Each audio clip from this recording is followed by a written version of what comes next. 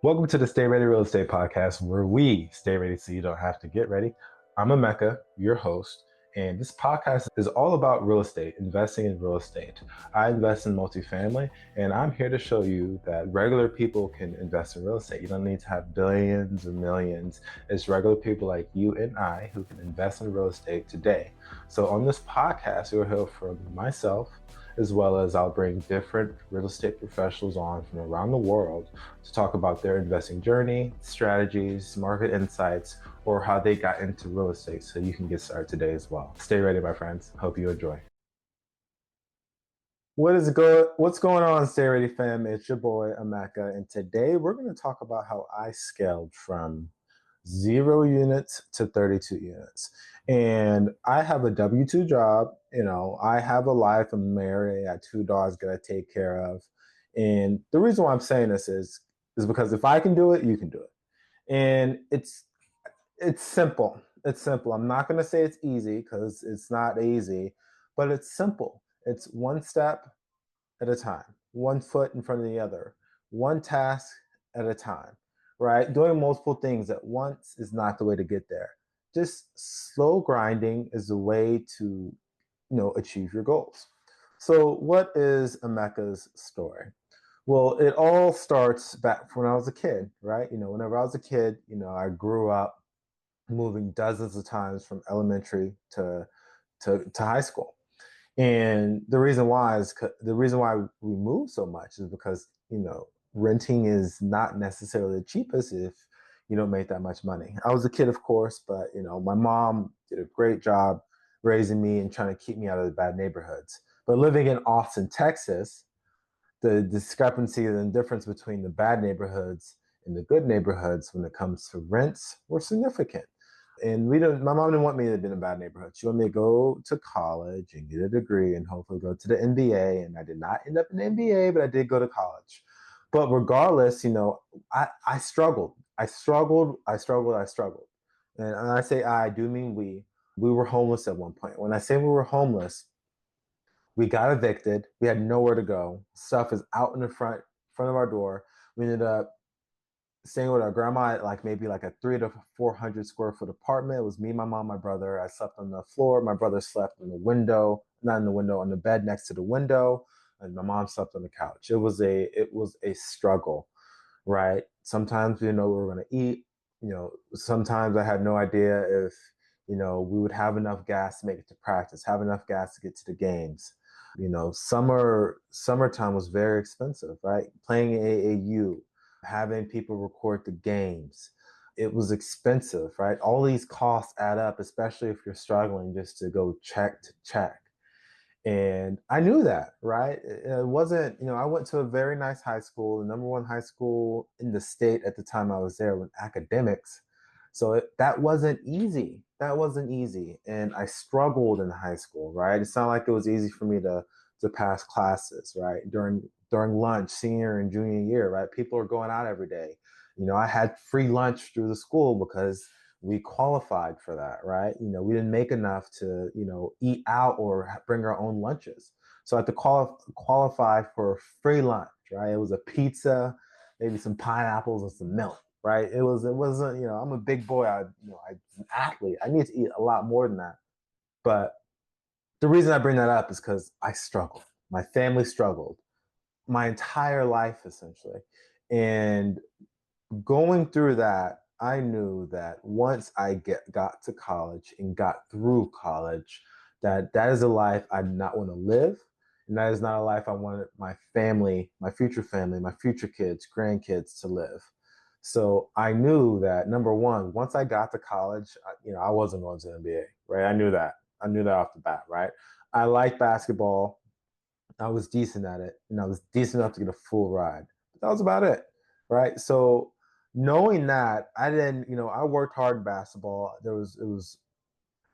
I would argue that I could have worked harder. If I had the same mindset I had now in college, I could have maybe went somewhere, did something, but I didn't. I should have worked on my game. But that's besides the point. The point I'm making is I knew where I didn't want to be, and I knew what it was going to take in order to get to my goals. So my goals was to never live in poverty, never struggle like that ever again. And we're gonna fast forward here. I graduate college, I got the degree, and I got the career. And I thought I was the richest man on earth. I got a job with a Fortune 250 company making 44 grand a year. And I had enough to pay all my bills. I had enough to save, and I had enough to have a lot of fun. And those are the three components that I was measuring, right? That's why I felt I was on top of the world. But what I quickly realized was, even though I'm making this much money, I'm living great, I was going to work, coming home, sleep, wake up, go to work, coming home, sleep, wake up. And even though I am so grateful for I love that job still, it wasn't it wasn't for me, right? And what I mean by that was, I've always wanted to take a month vacation. I've always wanted to take a month vacation overseas without having to worry about anything. I want to be able to take a week break without asking permission from somebody else, right? I love what I do, and I'm okay with that. That's what it takes to, be a contributing American, right? Working a job and then contributing to the economy. But that wasn't enough for me, right? And I was 22 at the time, and I believe the average retirement at the time still was 65. So 43 more years of just working, coming home, asking permission, working, coming home. I only have a certain amount of sick days. I can only be sick for a certain amount. It just didn't make sense, right? Where was I going to be able to just take off if I wanted to?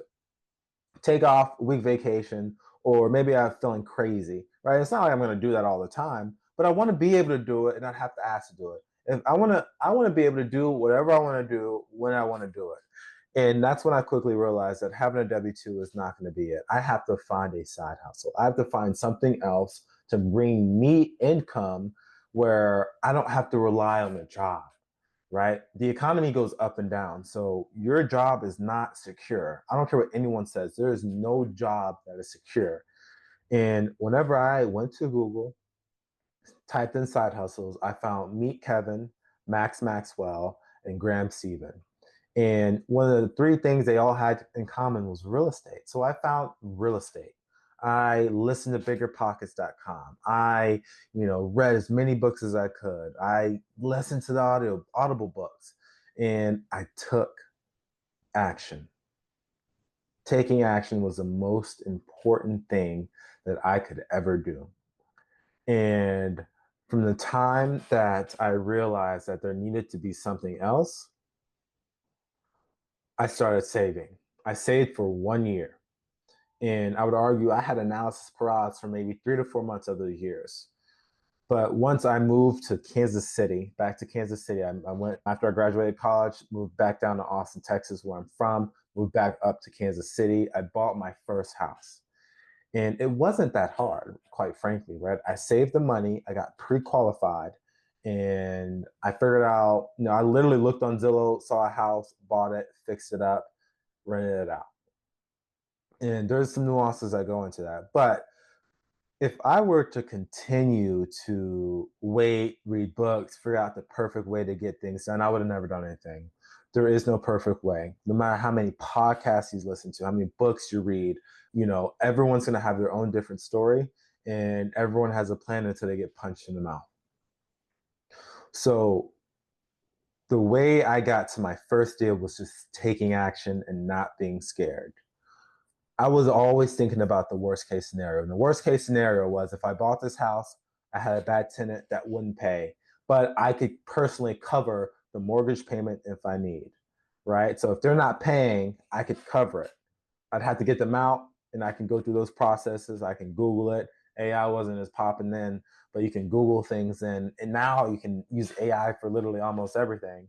So there is no excuses of how to find something out.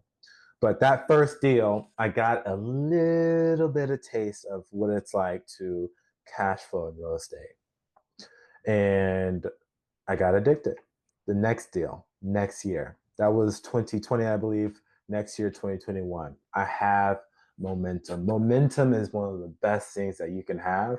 And when you have that momentum, you can easily feel it, take advantage of it, use it, and use it in every aspect of your life because momentum is a great feeling. You won't always have it.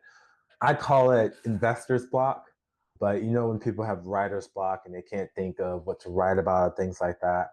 Well, sometimes I have investor's block, and I just don't know what to do. But when you have that momentum, you know what to do. Everything is flowing, so use that momentum. So I bought that first property in 2020. Next year, saved up, found a partner, found the flip, and did that process.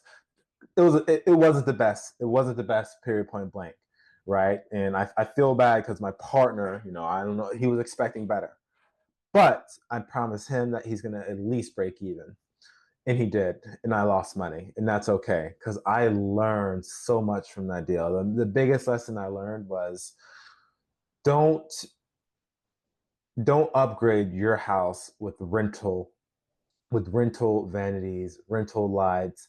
Don't make your house look like it's a rental if you plan on flipping it, if you plan on selling it. When people are buying their first home, even if they're second or third home, they're going to be living in that for a long time. So when people are looking at these houses, they don't want to feel like this is a renter's home or a temporary home. They want to feel like it's their home that they can be proud of. And even though the flip was a nice property, I still think we did okay. It wasn't a home that a buyer could truly be proud of, and that's why I lost $8,000. And now you're listening. Oh my gosh, you lost $8,000. I don't want to lose $8,000. At some point, you will lose money in real estate, and if you don't lose money, then you are the outlier. You're the few, but it's okay. Right now, I'm talking to you, okay, happy, gung ho about real estate, and I lost $8,000 years ago. I am okay. So don't let the scary stuff or the risk stop you from getting to your goals and buying more real estate. Real estate has risk. Is it risky? That's debatable.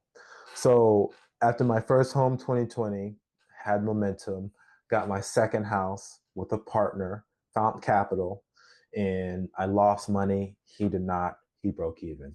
Now I'm learning, right? I know how to do a decent rental. I know how to be a property manager because I manage it myself. I know how to do a flip. I know what not to do next time. So now we're talking about my third property, Lawrence, Kansas. And I love that property. It's amazing. My goal with that is mainly experience and cash flow. That was a goal, but I was living in it a little bit. But I did a short term rental, bought it, fixed it up, pulled the HELOC to pay the contractors, and did a short term rental. It did well. I quickly realized that that takes a lot of active work. Is you want to have your processes in place to handle the turns and the cleanings and all that good stuff. You can do it. You can make it hands free. It's still active no matter how many people you delegate. I even went to the point where I had a co-host who did everything for me, but he took 20% and that didn't work. So with that being said, that was my third property.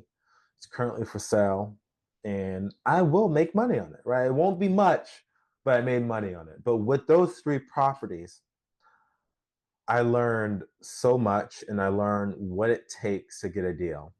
And with those three properties, I learned how to be a property manager and what to look for when I hire a property manager. With the second property, what I also learned was okay, what are people looking for in a flip? They're not looking for something that everyone and anyone can get at Home Depot and put that in the house, right? Because then they're going to be just like the rest.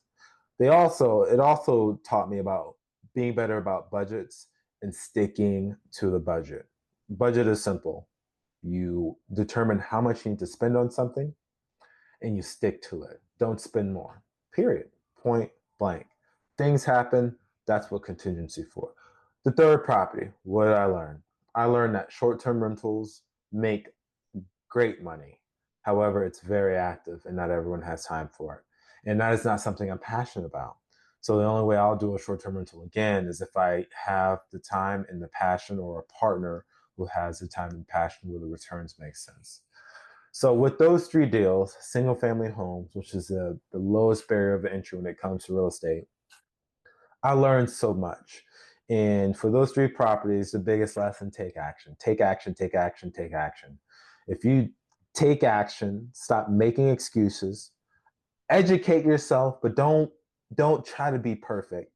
Educate yourself enough where you feel comfortable and confident enough to take on a deal and prepare for mistakes.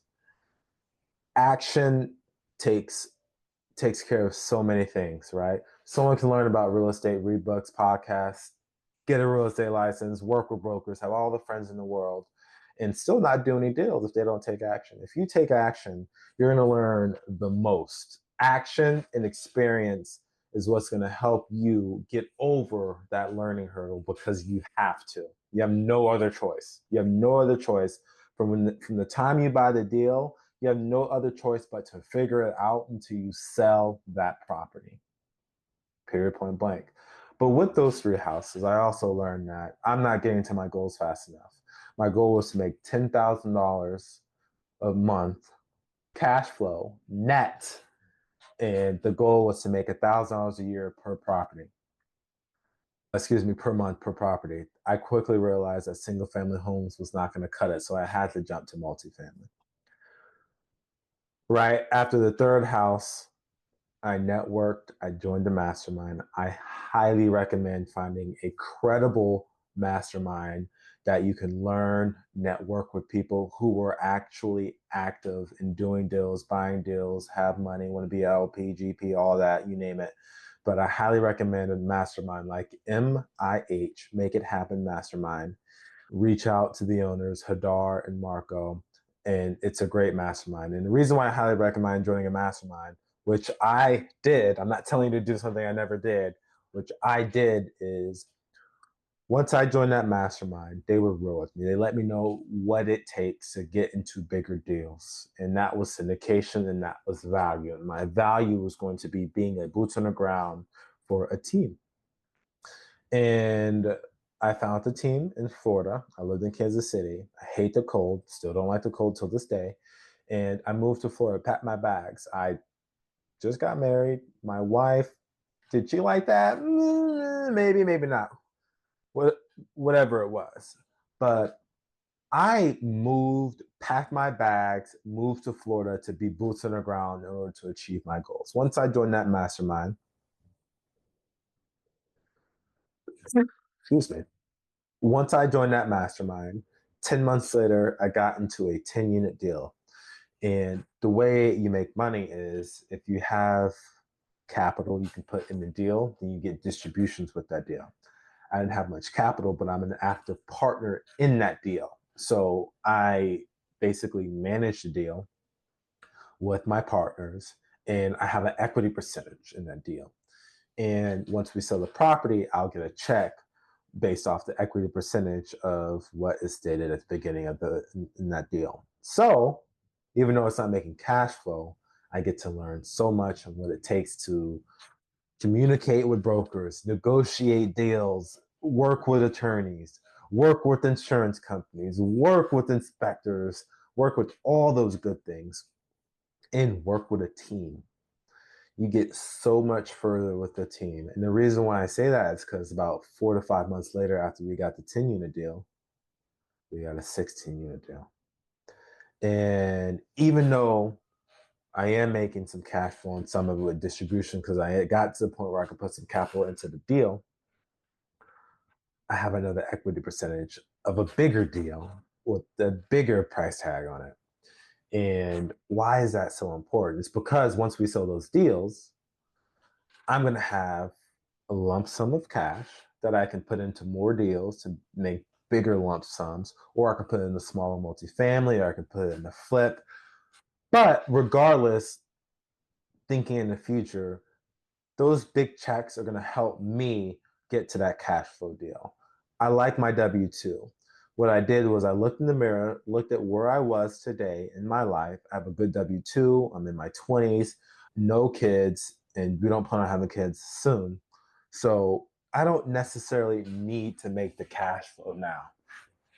But if I'm getting into these bigger deals and these are 2 million, 5 million, 3 million, 1 million, 800,000, 1% or 2% or 4 or 5% of those numbers are huge. And then that means we'll plan on selling between three to 5 years. If we sell one property in the third year and then the fourth year and the fifth year, every single year I'll have a check. And then I'll have all this capital to reinvest into deals. And then it's a compounding effect. And then I can invest those deals into smaller deals that bring me cash flow. Or if I get $100,000 check for one deal, put 50,000 to a smaller duplex that's just mine, no partners, receive maybe $800 of cash flow, put it in another multifamily deal, and then we sell that in 5 years. I buy another duplex, and now I'm 33, and now I have $1,600 of cash flow. Then I have a kid, and then I buy another duplex. And now I have the kid duplex that's covering all the kids' expenses. So there is a bigger goal and a bigger plan with all of this. And the next year after the 16 unit, I got a 6 unit that we closed about a month ago. So with multifamily, I have a team. We all rely on each other's strengths, don't focus on the weaknesses. And we're slowly building equity and we're slowly preparing for our future to get to our goal to eventually make about 10 grand a month net cash flow. And then we'll eventually get to a point where we don't need to raise so much money from other people and just solely stick with this team, do JVs, and just continue to recycle the money. But it starts with the roots. And the root is you and I getting started into the real estate by taking massive action. I have 32 units to date.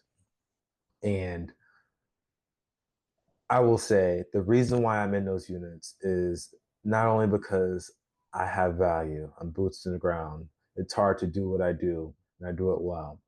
But I took massive action. If you want to do anything in life, and especially if you want to cash flow in real estate, you must take action. Take action, take action, take action. And that is the biggest hurdle for people. People talk about they don't know where to start, this and that. Books will tell you, YouTube will tell you. Even if you know, what are you going to do with the knowledge? The knowledge means nothing if you're not taking action. So on this episode, you just listened to my why, struggled all my younger life. And that's the reason, that's what motivates me, because I never want to be in that position again. You saw me do deals. I bought 3 single family homes year after year after year, and I learned from it. And the experience was the best teacher. And then I quickly realized that multifamily would be great because now I can get an equity percentage and reinvest that and put some of my money and then expect big lump sum checks in the future. But because I took action, I know what I want and I know how to get there. I know that I won't be making necessarily cash flow when I'm in these big deals unless I put in a big chunk of capital in the deals. However, because I know that, I know I need to start diversifying a little bit more, maybe doing a flip here, doing a flip once a year, once a quarter, and put some of those funds in the real estate, put some funds in savings.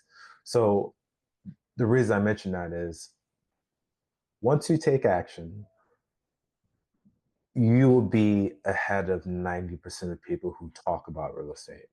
You'll be ahead of all those people who say real estate's bad, because it's not bad.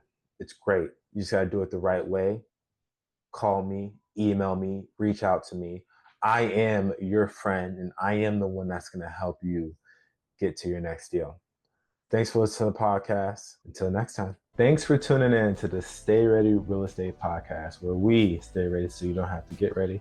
If you enjoyed this podcast today, please give me a like and subscribe, and tune in next week so you can hear another one. If you ever want to reach out to me, I'd love to talk to you about real estate. If you're ever interested in any of the deals that I have, I'm based here in Central Florida, reach out. My information is below. Hope to see you next week. Stay ready, my friend.